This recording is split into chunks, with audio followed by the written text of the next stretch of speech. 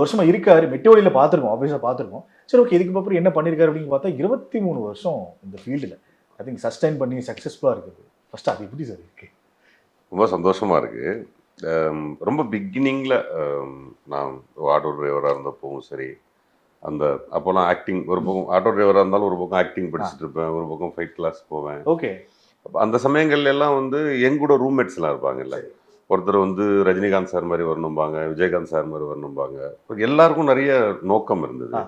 But எனக்கு அப்பவே நோக்கம் என்னவா இருந்ததுன்னா, ஒரு நல்ல நடிகனா பேர் எடுத்துடணும், சஸ்டெயின் பண்ணணும்.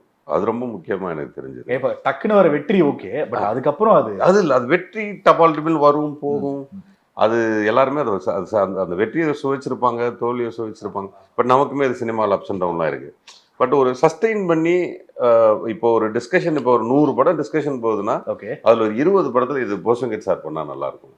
அப்போ ஏஜும் மாற மாற அந்த ஏஜுக்கு தகுந்த கேரக்டர்ஸும் ஒன்று வருது இல்லை. அது நான் ஆசைப்பட்ட ஒன்று.